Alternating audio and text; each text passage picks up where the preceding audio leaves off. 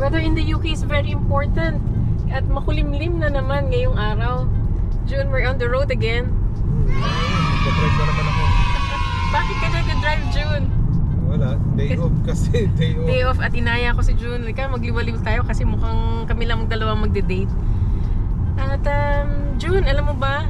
Maraming trending na topics regarding immigration sa Philippines. Malaking topic, China. Oo, natawa kasi pinapakita ko kay June yung mga memes na nangyayari doon na Sa napapanood Facebook. namin sa Facebook. Tawa ko ng tawa. Maybe it's about time that we open up yung experiences din natin ni June. Yung first time na yung labas ng bansa, Siguro ako, dati ko noon kasi I was on a works visa. So, ako na may nag-apply dun sa, sa British Embassy. Natulog ako sa labas, natulog ako sa kalye. Tagal na nun. Tagal na, natulog ako sa kalye kasi wala naman appointment system dun na dati, you just have to walk in. Pero paunahan at may quota sila. Parang sa American Embassy, parang ganon. Pero kasama ko na rin yung 10 na napili na mga kasama ko pupunta dito. Anyway, kasama ko si June, natulog kami doon sa bangketa na June. First time, Walang talaga, walang shade, walang Tapos pumila kami, at least nandun na kami first thing in the morning. Doon na rin ako naghilamos, doon na rin ako nag-toothbrush doon sa toilet nila. Sa loob ng embassy. Ang pinaka-importante lang nun is dala-dala ko yung papeles na nire-require nila. Lahat yun was ng DFA na stamp ng DFA. Ang daming perang ginastos bago makapunta dito. But anyway, it was all worth it. At tinanong lang naman sa akin doon na kung anong gagawin ko doon at yung confirmation from the employer na tinanggap ako, that I was successful for the interview, at yung papel na nagpapatunay na tinanggap talaga nila ako. At dala ko yung mga papel kong iba, yung graduation na staff ko, yung work experience. At Yung yearbook mo, dala mo yearbook. Hindi ko dala yearbook.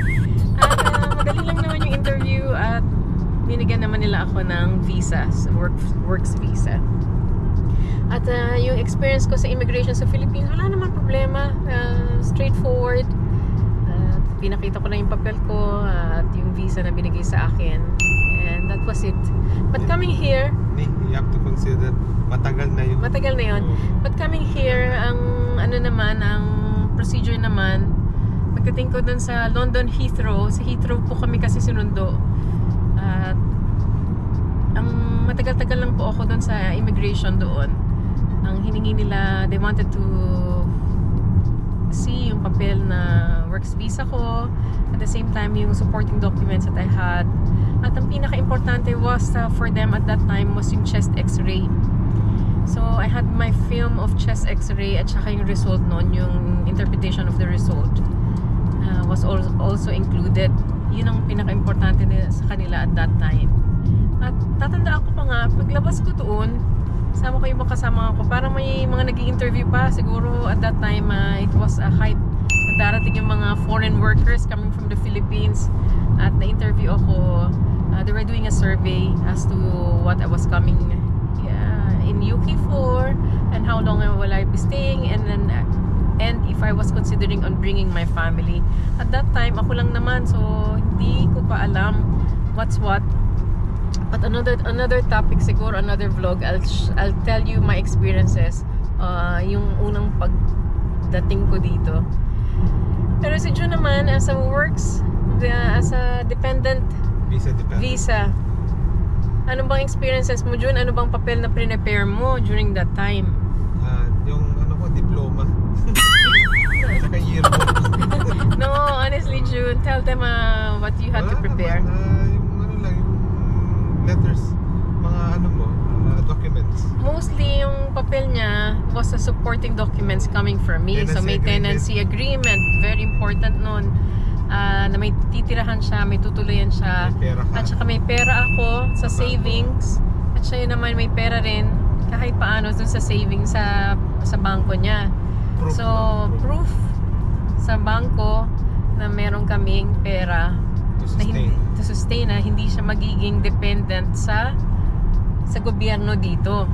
Yung benefits, no? That's part of Yun ang, point, no? Yung mag-claim ng benefits. yun yung pinipigilan nila na ikay darating dito at magkiklaim ka lang ng benepisyo. Yun ang pinipigilan nila at that Pang time. subject naman yun. Pero it's another vlog altogether, yung benefit system. Si June, tapos sabi ko, June, dalhin mo na rin yung ano mo, yung graduation stuff mo, diploma mo and everything, just in case you need it coming in here. Pero June, tell them, yung experience mo naman, siya naman appointment system na during that time dun sa home office sa Philippines. So hindi na siya kailangan, British Embassy, hindi na siya kailangan pumila.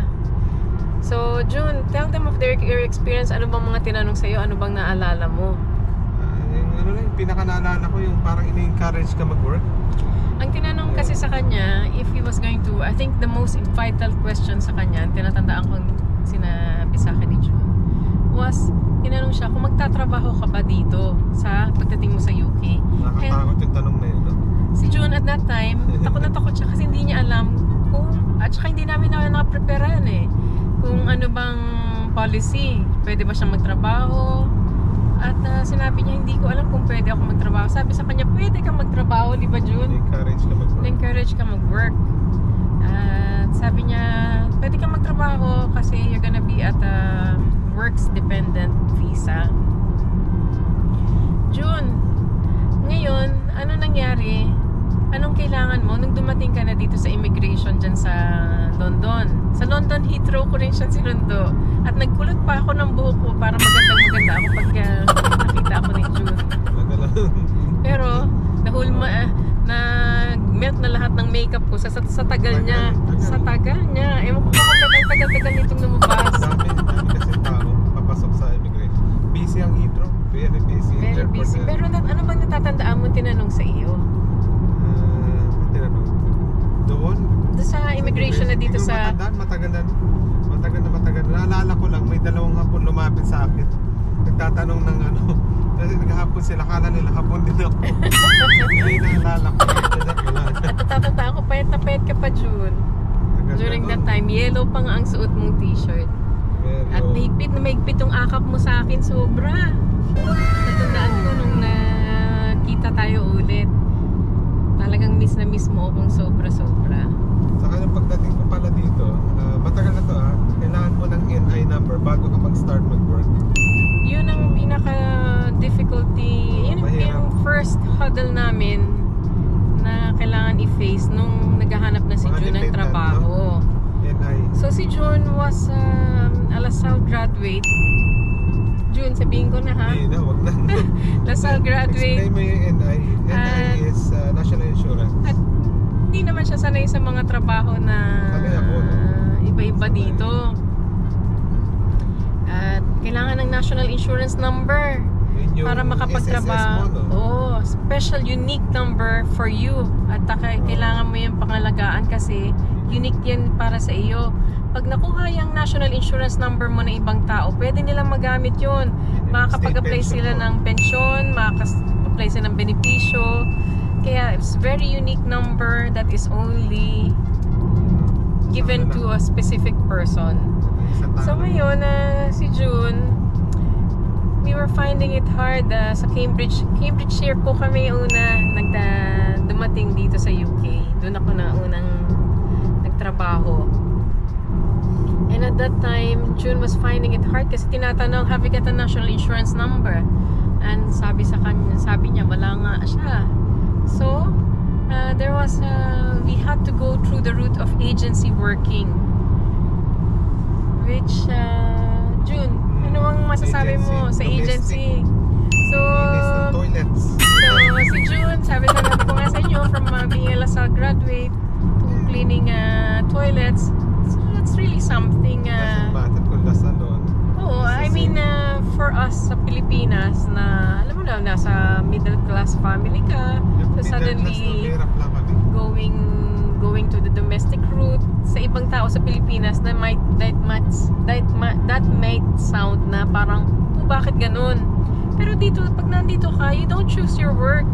Lahat kayo pantay-pantay, sabi ko nga sa inyo. It doesn't matter kung consultant o ano. Kung consultant ka, kung domestic ka, wala, pantay-pantay ang titrato sa inyo, pantay-pantay ang tingin sa inyo.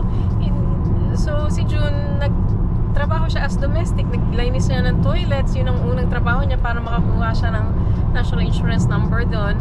At kung ano-anong binibigay sa kanyang trabaho, na something na hindi ba naman niya nagagawa before. One time si June, nakita ko na lang, nandun sa nasa Woolworths, parang siya, parang Argos. parang mga Argos. Hindi sa Philippines, maliliit na SM siguro. SM branch. Tapos nasa food court, si June nandun nagsisilbi ng pagkain. Hindi naman niya alam kung ano yung ginagawa doon. Tinatapon yung pagkain, pero ibang topic na naman yun. Ginagawa. Tinatapon yung pagkain.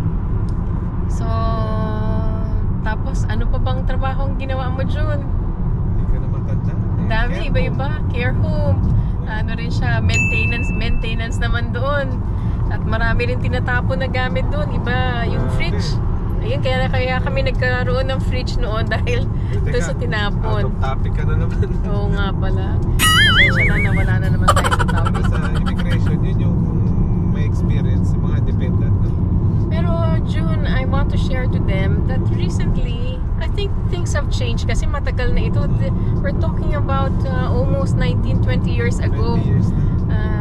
20 years or more than 20 years. More than 20 years na experience namin ito.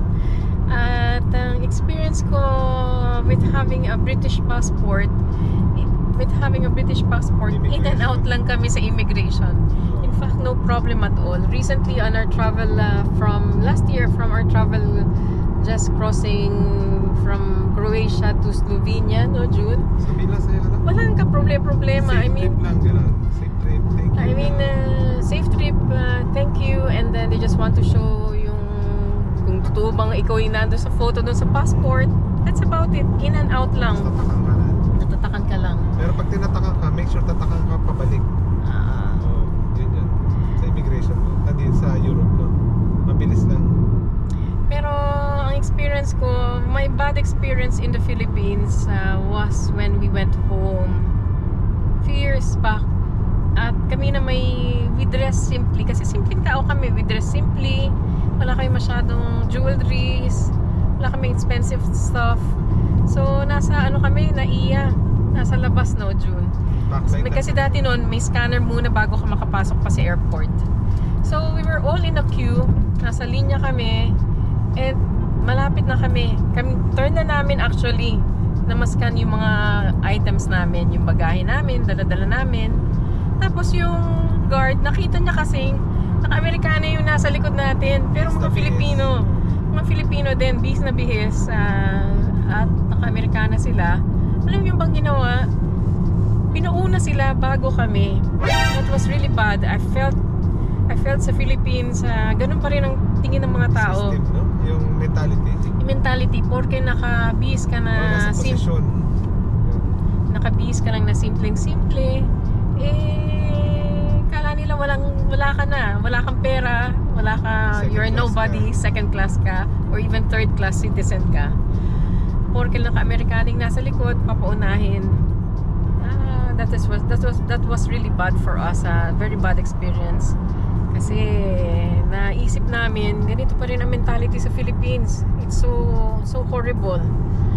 Kasi sabi ko nga sa inyo, nasanay na kami na dito ay pantay-pantay. I can even question a consultant being a nurse kung bakit ganun ang desisyon niya.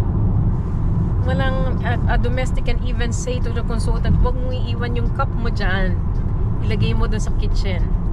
Sabi ko nga sa inyo, walang dito, walang porke consultant ka, porke manager ka, you're above all of us. Kayo pantay-pantay. So Juna, from your immigration experience, ano pa ba? From other countries? Italy. Philippines na talaga. Philippines lang sa tingin ko ang pinaka may issue sa in fact nakita natin sa Facebook yung mga issue nila iba-iba, no? Pero grabe, tingin ko lack of knowledge, lack of training talaga sa Philippines, kasi nakita na namin yan from different immigration sa iba-ibang bansa. Sa Italy, I think Italy is a little bit stricter, no, June? Yun Italy, lang. oh. Oh, very strict lang dyan sa immigration sa Italy. At Spain madali. Spain, France, palagi na. nakasmile yung mga immigration somehow, may immigration officers doon. France, Wala tayong experience sa Europe na mahirap na. sa France, it was okay. Very, very cold lang talaga yung mga Pranses. Pero sa Italy lang yung pinaka. Tsaka worst siguro sa tingin ko, from what we were hearing, sa experiences ng ibang tao dyan sa Philippines, talagang it has to improve. Unfortunately, maski maganda ang airport natin, and it's improving, kung pangit naman ang immigration at sistema, it puts people from traveling. It really puts people off from traveling. Yun lang, kasi dito, in and out lang talaga. It's so quick. I wish sometimes I could take a video out of it. Kaya lang nahiya ako, baka mamaya masalo pa kaming ma-stop. Video, ibawal sa immigration. Oo video. nga. Sana nga maano ka lang, ma-take ko, para makita nyo lang na in and out lang talaga. Mabait, tumatawa yung iba, nakangiti. Tsaka ano lang talaga, trabaho lang. At saka Walang lagay, walang red tape, walang ganun. hopefully this helps you as well for those who's coming to the UK. Ingat kayo palagi and watch out for our videos. Bye!